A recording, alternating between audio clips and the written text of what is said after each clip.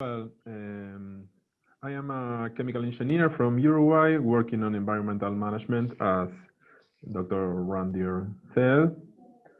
And I am working from 2007 mainly in waste management as an independent consultant and as the head of the environmental management department of the Chamber of Industries of Uruguay.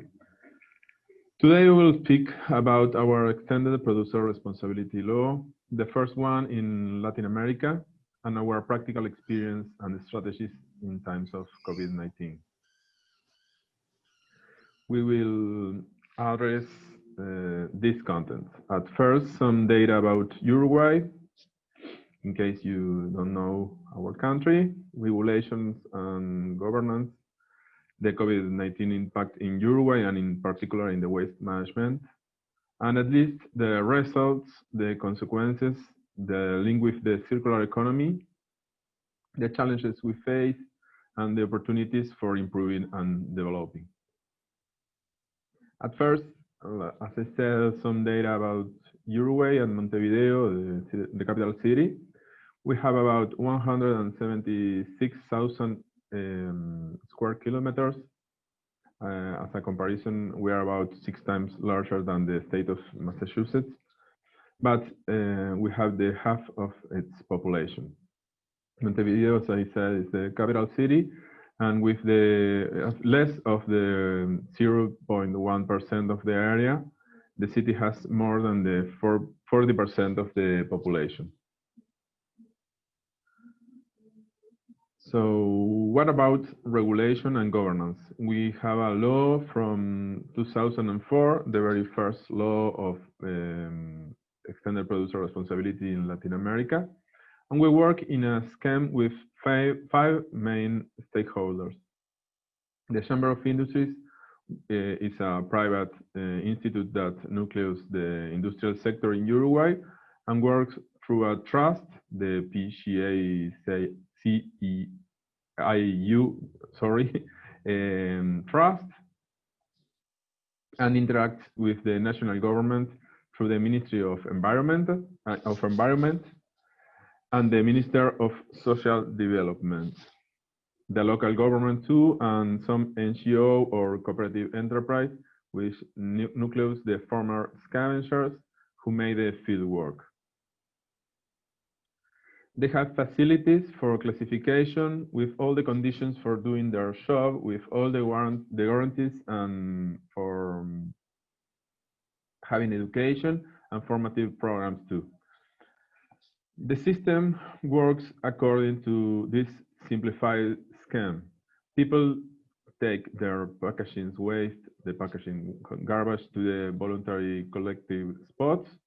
The garbage is conducted to the facility where workers classify it and condition it for sale.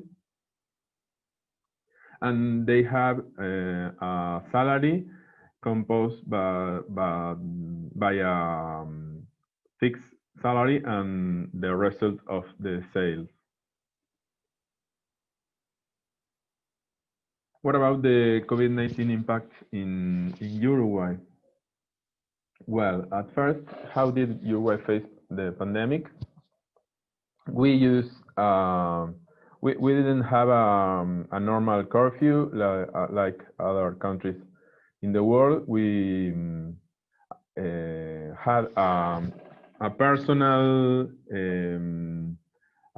regulation or a personal behavior for taking care of the population. So we have very good numbers in the world. We will say see it in a minute, and we will see the evolution of indicators during the pandemic, and in particular the operation protocol in classification facilities. The quarantine, we don't have a quarantine for people, but we have a quarantine for the packaging and the garbage, and the personal protective equipment we need to assure the work for the workers. This is the map of the COVID-19 from yesterday in Uruguay, we had only 253 cases in course, and we have only, it's not a good news, but it's a really low number of 48 deaths in total in the country. That's the evolution of the pandemic with the total deaths, total sick, and total recoveries from this source of the COVID-19. And the pandemic was nearly controlled from April. We have taken some measures, voluntary measures. We had only 4 cases, so we have faced it very well in my personal point of view of the pandemic. Well, what is the result and consequences and some side effects of this program, looking for the circular economy? Well, we have formed a technological center of plastics. We have developed some workshops, like it's a joke, the name, but we have coffee with polymers. We have meetings with coffee for the assistants, and we talk about polymers. We don't put polymers into the coffee. We have workshops too about green shops and other projects like End of Life Tires program, the Chamber of Environmental Companies for Waste Management. We have an app called Where Can I Recycle? And when you log in, you can see where do you have to put the packaging, the batteries, the end-of-life tires, and so on. We have a program for lead-acid batteries too, and some enterprise like Uruguay that made some new materials from the garbage and the packaging garbage in particular. What challenges we face? Well, at first, we are in 6 of the 19 departments of Uruguay, but we attend more than the half of the population because of the population distribution that I mentioned at the beginning. So we have to complete the territorial expansion. We have to look for efficiency. We have to turn into a logical of circular economy. And for driving to this, we are working in a construction of an automatic facility, looking for efficiency, independence from the human factor, that it's an important thing to analyze, and the specialization of the work. And we work too in the drive from demand, with projects for the recovery of materials, with the developing of new materials, and the replication of the experiences for other countries or other regions. Continuing with the challenges, we need the people commitment, and we are facing for achieving the people commitment in a program for environmental education, the diffusion of the program. We need, it's not a current decision, but we have to improve the incentives and penalties for the people, to drive people for respond to the program. We need constancy for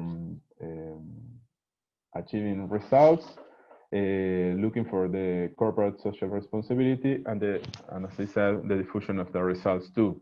We have a positive example that is a plastic bags law that reduced the number of plastic bags in Uruguay in more than 60%. And again, we need to look for the efficiency, and we have a relatively new law, the Comprehensive Waste Management Law from the last year, that put the focus in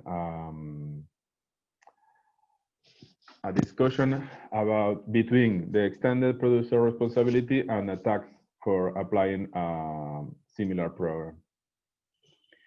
We have to make decision-making based on indicators and efficiency program, and we need to face the social inclusion of former scavengers too, because it's a social problem, in fact, for Uruguay.